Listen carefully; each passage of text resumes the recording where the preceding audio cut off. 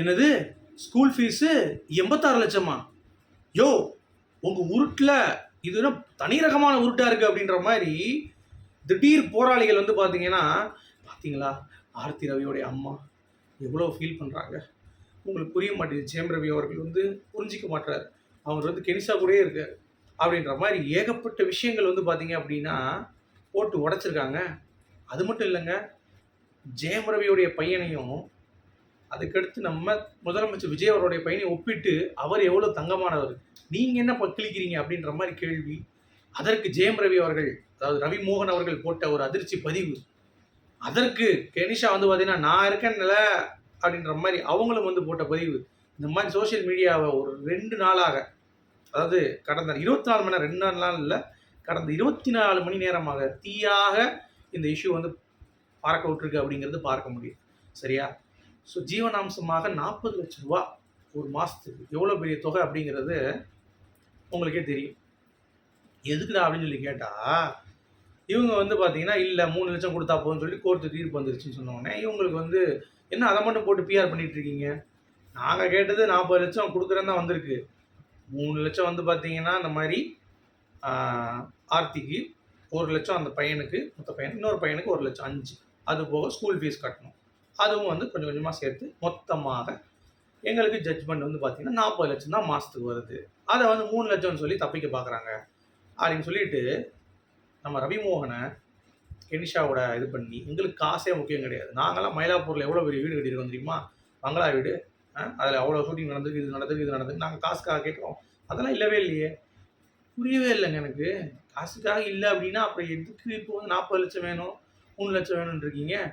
உடனே சில போராளிகள் வந்து நீங்கள் எதுக்கு ஜெயம் சப்போர்ட் பண்ணுறீங்க, ஆர்த்தி எவ்வளோ இது பண்ணுறாங்க, இங்கே பாருங்கள், புருஷன் பொண்டாட்டி அப்படிங்கிறத மட்டும் தான் பேசி நம்ம இது பண்ணணும். மக்களே கொந்தளிச்சு போயிருக்காங்க. ஆர்த்தி ரவி ஏன் பேசலை இந்த விஷயத்தை பற்றி அப்படின்னு சொல்லிட்டு, ஏன் வந்து அவங்க மாமியார் விட்டு பேசுகிறாங்க? மாமியார் யார் ஒரு புருஷன் பொண்டாட்டிக்குள்ளே தலையிடுறதுக்கு? நிறைய குடும்பத்தில் வந்து இந்த மாமியாரால் தான் பிரச்சனைங்க. எனக்கு தேவை ஒன்று பண்ணி விட்டுறது, இருக்கிற நிம்மதியான குடும்பத்தை பிரித்து விட்டுறது, அப்புறம் வந்து பார்த்தீங்கன்னா குத்துதே குடையுதே அப்படின்ற மாதிரி வந்து பார்த்தீங்கன்னா பேசுறது. இதற்கு என்னென்னமோ வந்து பார்த்தீங்கன்னா பட்டியல் எடுத்து பேசுகிறாங்க. நான் இவ்வளோ வந்து இது பண்ணியிருக்கேன், அது மட்டும் இல்லை 86 லட்சம் உடனே நான் விசாரித்து பார்த்தேன். நம்ம சும்மா இருப்போமா? அமெரிக்கன் ஸ்கூலில் எவ்வளோ ஆகுதுன்னு சொல்லி விசாரித்தா அது 25 லட்சம் தான் பெரு வருஷத்துக்கே. ஸோ மொத்த டோட்டலாக பார்த்தீங்கன்னா 50 லட்ச ரூபா. இது போக டியூஷனுக்கு, இது செஸ் கிளாஸா, டான்ஸ் கிளாஸா, அந்த மாதிரி ஏகப்பட்ட விஷயங்களுக்கு வந்து பேமெண்ட் இருக்குது. ஸோ எல்லாம் வந்து பெரிய பெரிய இதில். அதனால் வந்து பார்த்தீங்கன்னா நான் வந்து அவர் வந்து கொஞ்சம் கூட மனிதாபிமான அடிப்படையில் அவர் பையனை வந்து பார்க்குறதே கிடையாது. நாங்கள் வந்து வேணாம்னு சொன்னோமா, அவர் பார்க்கலாங்கிற ஒரு இது இருக்கானா, அவர் வந்து கெனிஷா கூட தான் வந்து பார்ப்பாருன்னு சொல்லி சொல்கிறாங்க. அதனால் பசங்களே வந்து போகலையாம். எப்படி பசங்களே வந்து போகலையாம், கெனிஷா இருந்தாங்கன்னா எனக்கு நாங்கள் போகணும் அப்படின்னு சொல்லிட்டு போகலையாம்.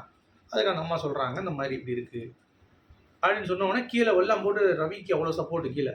ஏமா இப்போ தான்மா லைஃப் வாழ்ந்துட்டு இருக்கா, நீங்கள் ஏமா இப்போ வந்து திருப்பி வளர்ந்துட்டு இருக்கா அப்படின்னு சொல்லிட்டு உடனே ஒரு சில பேர் அதில் என்னங்க நீங்கள் ஒரு பக்கம் காயினை மட்டும் பார்க்குறீங்க, ரவி எவ்வளோ பெரிய டேஞ்சரான ஆள் தெரியுமா, அவர் கெனிஷா வந்து பார்த்தீங்கன்னா கூட சுற்றுறாரு தெரியுமா, ஆர்த்திக்கு ஏன் வந்து நீங்கள் இது பண்ணலன்னொடனே சிம்பிளான ஒரு விஷயங்க. அதாவது ஒரு ஹோல்டிங் வந்து ரொம்ப முக்கியம். இப்போ சங்கீதா நீங்கள் எடுத்துக்கிட்டிங்கன்னா நம்ம முதலமைச்சர் விஜயோடைய மனைவி, அவங்க வந்து பிள்ளைங்களை எப்போனாலுமே ஒரு ஓவர் ப்ரொடெக்டிவாக இருக்கும், நீங்கள் பார்த்துருப்பீங்க. ஆனால் இவங்க பொறுத்த வரைக்கும் இன்ஸ்டாவில் தான் வந்து முழுசாக இருக்காங்க. யார்? நம்ம ஆர்த்தி. அதுக்காக குத்தம் சொல்லல, அவங்க வந்து இது கம்பேர் பண்ணி மக்களே சொல்கிறாங்க இந்த மாதிரி நீங்கள் இப்படி லாவிஷாக இருக்கீங்க, அந்த பொண்ணுலாம் அப்படி கம்பேர் பண்ணாதீங்க அப்படின்ற மாதிரி.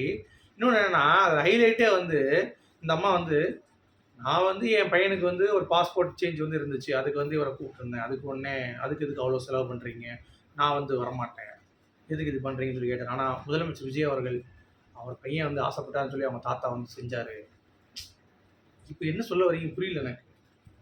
விஜய் அவர்கள் செய்கிறாரு, ஓகே, அதுக்காக உங்களுக்கு நீங்கள் தான் காசுக்கே ஆசைப்படலன்றீங்க. இது என்ன கான்ட்ராக்ட் ஆகுது? காசுக்கே ஆசைப்படல, எனக்கு எதுவும் வேணாம், எனக்கு மயிலாப்பூரில் வீடு இருக்குன்னா விற்றுட்டு பிள்ளைங்க தான் முக்கியம்னு சொல்லி படிக்க வைங்க.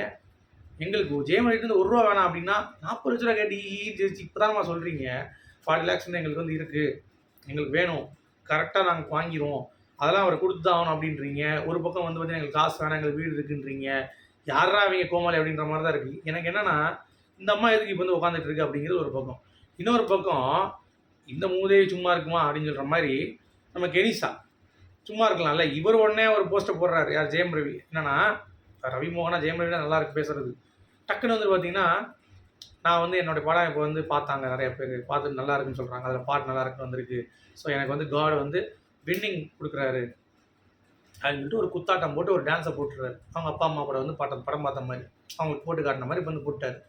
உடனே அதுக்கும் நெறைய கமெண்ட்ஸ் பாசிட்டிவா. சூப்பர் அப்படி இப்படின்ட்டு. ஓகேவா? அது மட்டும் இல்லாமல் அதற்கு கீழேயே ஒருத்தன் வந்து உனக்கு எங்கடா ஆரம்பிக்க போகுது? உனக்கு முடிஞ்சிச்சுடா கதைன்னோனே, சரி யார்றா வந்து பதில் அளிச்சிருக்கான்னு பார்த்தா, கெனிஷா உள்ள வந்துட்டாங்க. உள்ள வந்துட்டு, "ஏய் நீ அப்படி பேசாத அவர பத்தி. நீ பேசுறதுக்கு யாரு?"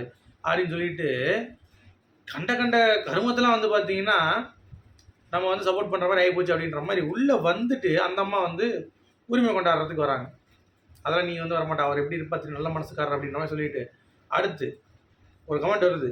அவங்க பொண்ணு, பசங்க கூட சந்தோஷமா இருக்கட்டுமே ஆர்த்தி கூடயும், பையன் கூடயும். நீங்க ஏங்க இப்படி பண்றீங்க? அவங்கள கொஞ்சம் விடுங்களேன் அப்படின்னு சொன்னோனே, நான் அதெல்லாம் பண்ண மாட்டேன். ஓகே அப்படிங்குது. யாரு? கெனிஷா. எனக்கு அத பத்திலாம் ஒண்ணும் பிரச்சனை இல்ல. நான் ரெடியா தான் இருக்கேன். ஐ அம் ரெடி அப்படிங்குது. எனக்கு புரியல அது. என்னடா அது? ரெடியா இருக்கீங்கன்னா, அப்போ உங்களுக்கு ஓகேவா? இல்லையா? யார் நீங்க? அப்படின்ற மாரி இருக்கு. அப்போ உண்மையிலேயே நீ ஹீலரா? அப்படின்ற மாரி இருந்துச்சு. பட் ரவிமோகன் பொறுத்தவரைக்கும் ஒரு முடிவு ஸ்ட்ராங்கா அவனுடைய பசங்களுக்காகவாச்சும் எடுக்கணும் அப்படிங்கிறது தான் நம்மளுடைய ஒரு புரிதல். கண்டிப்பா அவர் எடுப்பார் அப்படின்றத நான் நம்புறேன். ஏன்னா பையன் வந்து ரொம்ப குழந்தைத்தனமான ஒரு பையன். சரி 2 பசங்க. பட் இவரும் ஒரு குழந்தை தான். அப்படிங்கிறதுனால, ஸோ இவங்க வந்து ரொம்ப டிபெண்டன்ட்டா கண்ட்ரோல் பண்றதுக்கு ஜெயம் ரவிய பண்றாங்க அப்படிங்கிறது தெள்ளத் தெளிவா தெரியுது. இது வந்து முழுக்க முழுக்க பிரச்சனை. அதுக்காக இவர் வந்து கெனிஷா வந்து பார்த்தீங்கன்னா, தள்ளிட்டு போறது, நம்ம சப்போர்ட் பண்றோம் அப்படிங்கிறது கிடையாது. நான் என்ன சொல்றேன்னா, அது தப்பு தான். நான் அதுக்கு வந்து என்னைக்குமே சப்போர்ட் பண்ணல. பட் இந்த விஷயம் அவங்க ஆர்த்தி பேசணும். மாமியார் ஏன் பேசுனாங்க? அப்ப அவங்க பேசுனாங்கன்னா எதுக்கு மாட்டுவாங்க? அப்ப இன்னொரு நடிகர்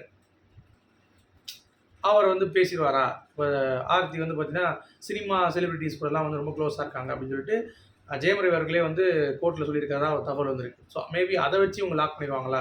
ஆர்த்தி ஏதாவது கேட்டுருவாங்களா? அந்த ஃபோட்டோவ லீக் பண்ணிருவாங்களா? அப்படின்ற மாரி ஏகப்பட்ட விமர்சனங்கள் வந்து பார்த்தீங்க அப்படின்னா, வந்துட்டே இருக்கு. ஒண்ணுமே பண்ண முடியாது. ஓகே. இந்த மாரி வந்து வந்துட்டு இருந்துச்சுன்னா, நம்மளால வந்து பேசவும் முடியாது. அத பத்தி கருத்து தெரிவிக்க முடியாது அப்படிங்கிறதுனால, ஆனா ரவி அவருடைய ஸ்டாண்ட்ல கிளியரா இருக்காரு. நான் வந்து 4 பேரும் ஒண்ணா இருக்க முடியாது இனிமேல் அப்படின்ட்டாரு. யாரு? ரவி, ஆர்த்தி 2 பேர். ஏன்னா அவங்க வந்து கேட்கறது வந்து எல்லாரும் சேர்ந்து ஒரு 1 வாரம் மீட் பண்ணணும். வாரம் வாரம் மீட் பண்ணணும். இவர் அதுக்குள்ளேயே போக விரும்பல. நான் பசங்களுக்கு என்ன செய்யணும் செஞ்சுடுறேன். பசங்கள பார்க்கறதுக்கு எனக்கு இது வேணும். நான் வந்து பார்த்துக்கிறேன். மத்தபடி நான் ஆர்த்தி கூட வாழ மாட்டேங்கிறது இவரோட ஸ்டாண்டு. பட் ஆர்த்தி வந்து பார்த்தீங்கன்னா, எனக்கு கூட வேணும். அப்படின்னு சொல்லி சொல்றவங்க, இவ்வளோ காச குடுத்து வேணும் அப்படின்னு சொல்லி கேட்கிறப்ப, கண்டிப்பா வந்து பார்த்தீங்கன்னா, இது கொஞ்சம் இடிக்குது அப்படின்ற மாரி தான் ஒரு ஃபீல் வந்து குடுக்குது அப்படிங்கிறது தான். ஸோ நீங்க இத எப்படி பார்க்குறீங்க அப்படிங்கிறத கமெண்ட் செக்ஷன்ல சொல்லுங்க. நெறைய பேர் வந்து கேட்பீங்க, இது ஒரு மேட்டரா? இது எதுக்கு நீங்க டிஸ்கஸ் பண்றீங்கன்ட்டு. சோசியல் மீடியால வந்த பிறகு இவங்கள பத்தி பேசக்கூடாது, அவங்கள பத்தி பேசக்கூடாது அப்படின்றது கிடையாது. எல்லாமே நம்ம டிஸ்கஸ் பண்ண வேண்டிய நம்மளுடைய கருத்துரிமை தான். ஓகேவா? இந்த மாரி ஈஸியா நார்மலைஸ் பண்ண வேண்டாம். ஓகே. 2 பக்கமும் தவறு இருக்கு. அத பேசி அவங்களே சரி பண்ணிக்கிட்டா அது மேட்டர் முடிஞ்சிரும். ஆனா, ரவி வந்து பார்த்தீங்கன்னா, அந்த சான்ஸே வந்து குடுக்கல. பட் ஆர்த்தியும் வந்து ரொம்ப கண்ட்ரோலபிளா ஹஸ்பண்ட வந்து வச்சுக்கணும்னு சொல்லி ஆசைப்படுறாங்க அப்படின்றதுனால, இது வந்து ஒர்க் அவுட் ஆவாது அப்படிங்கிறது தான். பட் நெறைய பேரோட ரெக்வெஸ்ட் வந்து, கெனிஷாவும் பிளாக் மேஜிக் அது இதுன்றாய்ங்க. கொஞ்சம் ஜாக்கிரதையா இரு தலைவா. உங்கள பழைய மாரி சந்தோஷ் சுப்ரமணியத்துல இருக்கிற மாரி பார்க்கணும்னு ஆசைப்படுறாங்க. ஸோ ரவி மோகன் என்ன முடிவு எடுக்கிறார் அப்படிங்கிறத பொறுத்து இருந்து பார்க்கலாம். உங்களுடைய கருத்துக்கள் சொல்லுங்க. மீண்டும் சந்திப்போம்.